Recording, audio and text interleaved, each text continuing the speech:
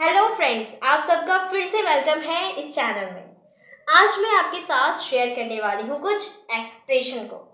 English में तो बहुत अच्छे से आप बात कर रहे हो, बहुत अच्छे अच्छे कमेंट्स भी करते हो इंग्लिश में, तो आपको अब एक्सप्रेशन को भी इंग्लिश में बोलना है।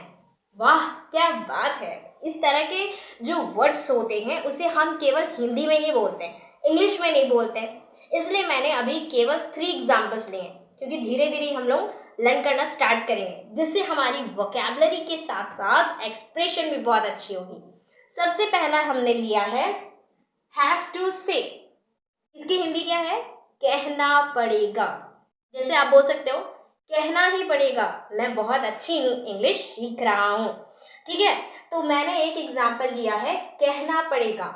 सरकारी स्कूल के विद्यार्थी बहुत अच्छी अंग्रेजी बोलते हैं। इसको हम इंग्लिश में कैसे बोलेंगे? Have to say that government school children speak very good English। ये पहला एग्जाम्पल हुआ और पहला एक्सप्रेशन भी हमने सीखा। क्या सीखा? कहना ही पड़ेगा, have to say। इसमें आप कोई सा भी सेंटेंस डाल करके प्रेजेंट पास्ट फ्यूचर किसी का भी सेंटेंस आप डाल के बोल सकते हो। अब चलिए हम लोग सेकंड एक्सप्रेशन की ओर जाते हैं। सेकंड एक्सप्रेशन क्या है? समटाइम। बहुत बार इस्तेमाल करते हैं हम लोग समटाइम। समटाइम को हिंदी में बोलते हैं कभी ना कभी। जब हम लोग को बोलना होता है कभी ना कभी तो तुम्हें ये चैप्टर पढ़ना ही पड़ेगा, कभी ना कभी तो तुम्हें मेरा घर आना ही पड़ेगा, इस तरह का जो एक्सप्रेशन है इसको हम इंग्लिश में बोलते हैं समटाइम। इसका मैंने एक छोटा सा प्यारा सा एग्जाम्पल दिया है, चलिए देखते हैं क्या है। कभी ना कभी तुम्हें गांव जाना ही पड़ेगा। लिटरली क्या है ना कि बहुत बच्चों को गांव जाना पसंद नहीं होता और बहुत बच्चों को गांव जाना बहुत पसंद होता है।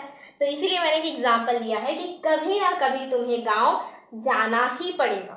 इसको हम इंग्लिश में बोलेंगे sometime you have to go to the village। इसे हम इंग्लिश में इस तरह से बोलेंगे। इसमें भी आप प्रेजेंट पास्ट फ्यूचर वर्ड को ध्यान से रखते हुए आप वर्ड को यूज कर सकते हैं। समटाइम यू हैड, यहाँ पे हैड के जगह पे आप हैड लगा सकते हो पास्ट के लिए। You had to go to the village, अगर वो पास्ट का हुआ तो। अब हम लोग थर्ड एक्सप्रेशन की ओर जाते हैं। भगवान ने चाहा तो, इसे इंग्लिश में बोलेंगे गॉड विलिंग।